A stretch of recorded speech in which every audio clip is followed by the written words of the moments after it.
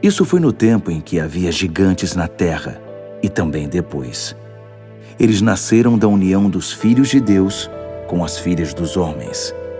Eram os homens poderosos das antigas tradições, homens famosos. Olá, bem-vindos. Este é o Comentário Bíblico João 8:32. É um privilégio enorme estarmos aqui para mais uma reflexão profunda. Sem dúvida. Hoje temos pela frente um texto que tem gerado debates apaixonados ao longo de milénios. Vamos mergulhar no livro de Gênesis. Um terreno fascinante. Mais concretamente, no capítulo 6, versículo 4, é um fragmento que menciona os Nephilim, que são muitas vezes traduzidos de forma um bocado simplista como gigantes. E para quem estuda e acompanha estes temas teológicos de perto, sabe perfeitamente que esta passagem é um verdadeiro campo minado de interpretações. Completamente. Mas não vamos perder tempo com teorias da conspiração ou imagens mitológicas de criaturas a pisar montanhas. O objetivo desta nossa análise detalhada é ir direto ao osso linguístico, histórico e moral deste relato. Vamos a isto? Vamos a isto, pois. O que é realmente fascinante aqui é que a narrativa bíblica nos obriga a fazer uma espécie de autópsia moral a uma civilização inteira. Uma civilização inteira, exato. A intenção de quem escreveu o livro de Gênesis nunca foi fornecer um manual de biologia sobre proporções anatómicas anómalas. Claro que não. A nossa missão neste estudo é explorar o cenário que antecedeu o grande dilúvio, focando-nos naquela fronteira extremamente perigosa onde a notoriedade e a fama humana colidem com a verdadeira grandeza aos olhos divinos. É um retrato de uma humanidade à beira do colapso. E quem lê Gênesis 6 depara-se invariavelmente com o debate em torno da raiz hebraica. Em vez de assumirmos logo a tradução comum, vamos dissecar o termo original. Boa abordagem. A palavra Nephilim surge do verbo hebraico napafal. O que é que isto nos diz sobre a verdadeira natureza destas figuras? Porque, de repente, o texto parece menos preocupado com a fita métrica e muito mais focado no impacto brutal que estes intuitos tinham na sociedade. Sem dúvida, ao dissecar a raiz linguística napafal, nós entramos num terreno muito mais rico e revelador. O verbo significa essencialmente cair. Cair. Sim, ora, os linguistas e teólogos debatem se os Nefilim eram aqueles que caíram, num sentido de degradação moral ou espiritual, Certo. ou se, numa forma causativa do hebraico, eram aqueles que fazem os outros cair. Isso muda a perspectiva toda. Muda imenso. Se adotarmos esta segunda linha, que faz todo o sentido no contexto da violência descrita logo ali no capítulo, estamos a falar de tiranos. Estamos a falar de indivíduos cujo modo de vida e cuja ascensão ao poder dependia literalmente de derrubar, oprimir e esmagar os seus semelhantes. Impressionante. A força física deles não era apenas um traço curioso, era uma ferramenta direta de subjugação sociopolítica. Basicamente, os Nephilim seriam os primeiros grandes influenciadores tóxicos. Ou, diria mesmo, os grandes senhores da guerra da antiguidade. Uma excelente analogia. Tinham os seguidores todos, o poder bélico todo, mas o caráter estava completamente a zeros. Contudo, há aqui um detalhe no versículo 4 que costuma causar bastante fricção. Sim, o tal depois. Exatamente. O texto diz que eles existiam naquele tempo e também depois. E quem conhece bem as Escrituras lembra-se imediatamente do livro de Números, no capítulo 13, versículo 33, onde os espias israelitas relatam ter visto os Nefilim na terra de Canaã. Como é que conjugamos isto? Se o dilúvio apagou a geração de Gênesis 6, como é que essa linhagem sobreviveu? Não é? Pois, é uma continuidade genética ou estamos perante um fenómeno cultural? Essa é, de facto, uma das questões mais complexas deste texto. E a resposta mais sólida aponta não para uma sobrevivência genética inexplicável, mas sim para a sobrevivência de um arquétipo. Um modelo de comportamento. Precisamente. O termo Nephilim tornou-se na memória coletiva do Antigo Oriente Próximo um rótulo usado para descrever guerreiros formidáveis, impiedosos e de estatura intimidante. Faz sentido. Quando os espias de Israel chegam a Canaã e dizem que viram lá os Nefilim, estão a usar a linguagem do pavor. Estão a dizer que encontraram os mesmos tiranos brutais que causaram a ruína do mundo antigo. O comportamento opressivo e o domínio do mais forte sobre o mais fraco é uma tradição humana persistente que sobreviveu às próprias águas do dilúvio. Isso deles serem o arquétipo do tirano levanta uma questão fascinante sobre como a sociedade à volta deles os via. Porque nós hoje lemos isto com a lente do juízo iminente. Mas na altura não era assim. Pois não. Os contemporâneos destas figuras provavelmente adoravam-nos. E é aqui que a perspectiva do comentador Klaus Westermann, na sua obra sobre Gênesis, se torna absolutamente essencial, para quem quer perceber a profundidade histórica deste texto. Uma obra fundamental. Ele defende que a Bíblia está, na verdade, a dialogar com as tradições heróicas do Antigo Oriente Próximo. O argumento do Westermann muda por completo a forma como lemos o versículo. Precisamos de nos colocar no contexto da Mesopotâmia antiga. Culturas como a Babilónia ou a Suméria tinham épicos grandiosos. Pensemos no épico de Gilgamesh ou nas lendas antigas. Heróis mitológicos. Exato. Essas culturas glorificavam estas figuras do passado como os grandes fundadores da civilização, guerreiros invencíveis que trouxeram conhecimento e glória, muitas vezes através de uma violência extrema que era celebrada como um ato heróico. Ou seja, a maldade, desde que fosse acompanhada de vitórias militares e monumentos grandiosos, era vista como uma virtude. Era o padrão da altura. É o clássico, a história é escrita pelos vencedores. Mas o que o livro de Gênesis faz aqui é um golpe de mestre literário e teológico. Sem dúvida. Em vez de simplesmente ignorar essas lendas famosas, o autor bíblico pega nelas e inverte a narrativa. A Bíblia não está a construir um pedestal para estes heróis, está a escrever a sua certidão de óbito moral. É o que os académicos chamam de teologia polémica.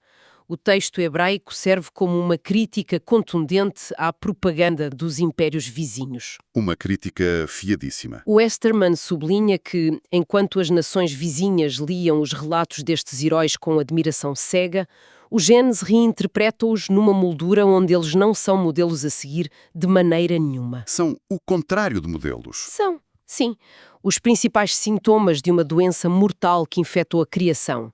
A cultura ao redor aplaudia a força bruta e o sucesso expansionista, mas o diagnóstico bíblico revela que esse exato modelo de civilização foi o gatilho para a resposta mais drástica do Criador, que foi a descriação através do dilúvio. O que se liga perfeitamente à análise de outro gigante, Gerhard von Rad, no seu comentário ao Gênesis.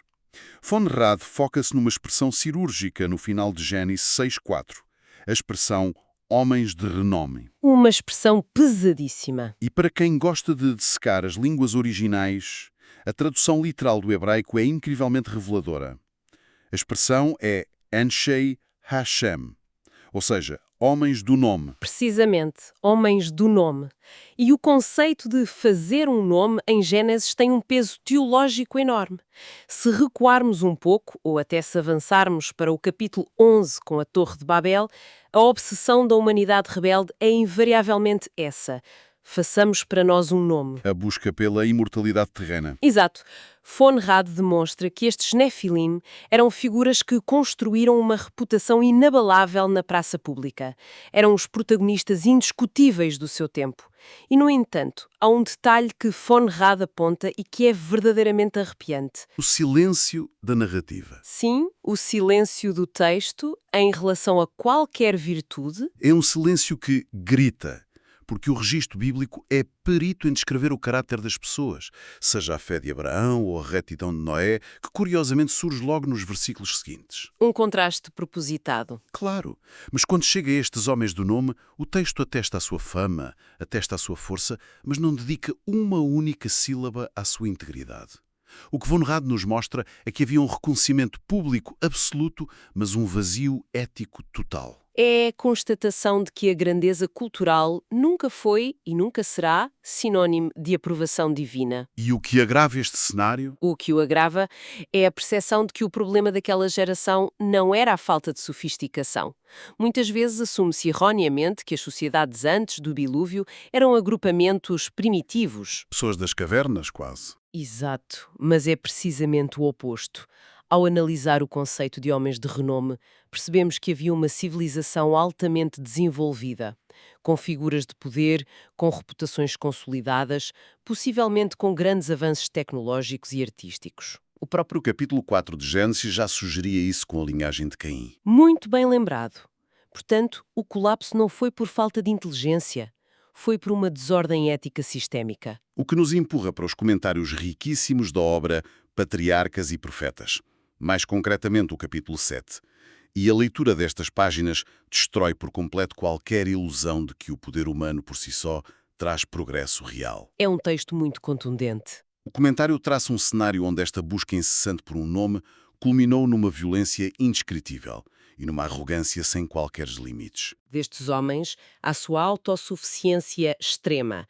A obra descreve como estes indivíduos possuíam uma capacidade física e mental extraordinária, mas usaram esses talentos pura e simplesmente para glorificar as suas próprias pessoas. Uma obsessão com o ego. Ao dissecar esse texto, percebemos que o avanço deles foi inteiramente focado na rebelião contra as leis divinas e na subjugação do próximo. A violência encheu a terra porque os líderes de topo, os tais homens de renome, normalizaram a brutalidade. Normalizaram a violência como forma legítima de governação e de status. E há aí um ponto interessante que contraria a nossa visão moderna de juízo. Sim, de que as sociedades caem quando ficam fracas. Exato. Costumamos pensar que as civilizações desabam quando perdem a sua capacidade de inovação ou diminuem as defesas, mas o que este material sugere é exatamente o oposto. O juízo de Deus não caiu sobre uma humanidade frágil ou indefesa. Caiu sobre uma sociedade no pico da sua força material. O comentário descreve isto de forma brilhante, como uma corrupção fortalecida. O mal não era um desvio à margem da sociedade, era a própria infraestrutura do mundo deles. A expressão corrupção fortalecida é a chave de tudo isto, porque o poder funciona como um amplificador. Se a fundação de um líder for o egoísmo e a opressão, dar-lhe mais poder ou mais influência tecnológica não o vai curar. Vai apenas piorar as coisas. Vai apenas aumentar o raio de destruição que ele causa. A fama e o renome dos Nefilim serviram apenas para os entrincheirar na sua própria arrogância. O tribunal divino, ao intervir com o dilúvio, deixou claro que um sistema construído sobre a opressão tem sempre um prazo de validade ditado por Deus. Independentemente de quão indestrutível pareça aos olhos humanos. Exatamente. O que nos leva a outra fonte preciosa que temos para hoje. A obra Educação, no capítulo 17, há ali uma frase que, apesar de muito curta, é um autêntico sismo teológico, especialmente quando a colocamos lado a lado com a história de Gênesis 6. Uma frase que abala estruturas. A citação diz que o verdadeiro valor não é medido por poder ou fama.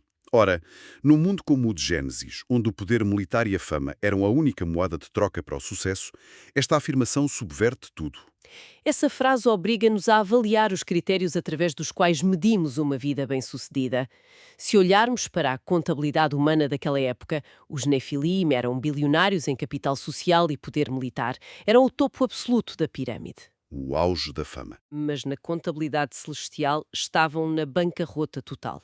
A obra Educação destaca que o desenvolvimento de um caráter alinhado com os princípios divinos, como a justiça, a misericórdia e a humildade, é a única estrutura que resiste ao juízo. Tudo o resto é efêmero. Tudo o resto desaparece.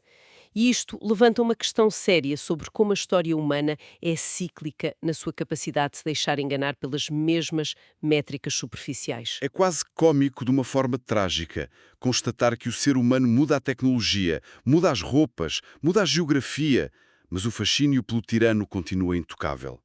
Infelizmente é a realidade. E é exatamente por isso que estudar a antiguidade não é um mero exercício académico. A nossa responsabilidade ao dissecar estas narrativas é perceber de que forma o modelo antediluviano continua a operar hoje. Porque a grande ilusão do sucesso que enganou os contemporâneos de Noé não morreu afogada. Pois não. Continua perfeitamente viva. A aplicação prática deste texto é talvez uma das mais urgentes para quem reflete sobre a sociedade contemporânea. A dinâmica base não se alterou nada. É assustadoramente comum encontrarmos figuras que dominam as suas respectivas áreas. Na política, nas empresas. Na política de alto nível, na liderança corporativa ou no mundo do entretenimento e da influência digital. Figuras que construíram os seus impérios pisando princípios, destruindo reputações alheias e manipulando a verdade. O famoso vale tudo para chegar ao topo. Exato, e tal como na época dos Nefilim, a sociedade muitas vezes perdoa o déficit ético desde que a fachada do sucesso se mantenha brilhante. O paradoxo das fachadas bonitas. Reparemos bem, hoje em dia constroem-se homens e mulheres de renome através de algoritmos e campanhas de imagem. As pessoas podem ser incrivelmente fortes por fora, apresentar currículos impecáveis, somar milhões de seguidores e ostentar todas as medalhas do mérito social. Mas e por trás de portas fechadas? E que está o problema. Por trás de portas fechadas, ou na forma como tratam os que estão abaixo delas na hierarquia, revelam um interior corrupto, frágil e profundamente vazio. A Bíblia coloca um espelho diante da humanidade e avisa: erguer um nome à custa do esmagamento do outro é adotar a identidade daqueles que já foram condenados e varridos da história. E o contraste oferecido pelas Escrituras é radical, não podíamos ser mais claros nisso, enquanto o modelo dos Nefilim é caracterizado pela subjugação e pela centralização absoluta do ego, o modelo que Deus valoriza é diametralmente oposto. O contraste do serviço. A grandeza divina manifesta-se no serviço. Manifesta-se em usar qualquer poder ou influência que se tenha, não para fazer os outros cair, mas para os levantar. É rejeitar frontalmente a lógica de que o fim justifica os meios e de que a popularidade pública pode compensar a falência privada do caráter. Isso obriga a uma autoanálise muito desconfortável, mas necessária. Quando quem nos ouve olha para as suas próprias ambições, seja no emprego, na academia ou até no círculo de amigos, tem de se perguntar: O que estamos realmente a construir? sim, estamos a tentar construir um monumento ao nosso próprio nome, como os construtores de Babel ou os tiranos de Gênesis 6, ou estamos a investir em algo que tem verdadeiro peso eterno? Uma questão fundamental. Porque a promessa bíblica não é a de que as pessoas boas serão famosas, é a de que a verdadeira virtude, baseada nos princípios de Deus, é a única coisa que sobrevive ao teste do tempo e ao crivo da eternidade. E se pensarmos bem, a fama humana é de uma volatilidade impressionante. Os grandes heróis da antiguidade, cujos nomes metiam medo a nações inteiras, hoje são apenas notas de rodapé poeirentas em estudos de exegese ou curiosidades linguísticas que nós tentamos decifrar. O seu poder absoluto diluiu-se no nada. É verdade, desapareceram. Em contrapartida, a retidão, a humildade e a obediência silenciosa, como a de um Noé, que construía uma arca enquanto o mundo construía estátuas a si mesmo, tornam-se o legado que Deus preserva. É uma perspectiva que muda tudo. Percorremos a tensão linguística entre o cair e o fazer cair. Dessecamos o contraste violento entre as lendas heroicas da Mesopotâmia e a contundência implacável da narrativa bíblica que desmascara o tirano. Uma viagem reveladora. E vimos, através de comentadores clarividentes, como o poder desprovido de bússola moral é apenas um atalho para a autodestruição, não importando quantas pessoas estejam a aplaudir pelo caminho. E para fechar o nosso raciocínio de hoje e deixar quem nos acompanha com um desafio real, gostava de introduzir um ângulo ligeiramente diferente. Força, qual é a ideia? Sabemos que o juízo sobre aqueles homens de renome se manifestou no caos ruidoso e visível das águas do dilúvio. Foi um cataclismo físico que respondeu a um cataclismo ético. A reflexão que se impõe é esta. Vamos ouvir? Nas nossas sociedades modernas, onde aplaudimos o mesmo tipo de poder tóxico e celebramos as mesmas métricas vazias, talvez o nosso juízo não venha através de águas literais. Que tipo de dilúvio silencioso, de colapso cultural invisível já estamos a sofrer, quando a nossa bússola moral desaparece por completo e deixamos de saber distinguir um tirano de um herói? Uma questão espetacular para levar connosco e processar nos próximos tempos é daquelas perguntas que nos obriga a olhar à volta com lentes muito mais afiadas. Deixa-nos a pensar. Deixa-nos verdadeiramente a refletir sobre o estado do mundo e, mais importante, sobre o estado do nosso próprio percurso. Agradeço imenso a quem esteve desse lado a acompanhar esta viagem densa pelas antigas escrituras. Foi um gosto partilhar este momento de estudo. Que este mergulho profundo dê as ferramentas necessárias para ler o texto com outros olhos e, acima de tudo, para aplicar a sua sabedoria na vida diária. Um grande abraço, continuem sempre a investigar, a fazer perguntas difíceis e encontramo-nos na próxima análise.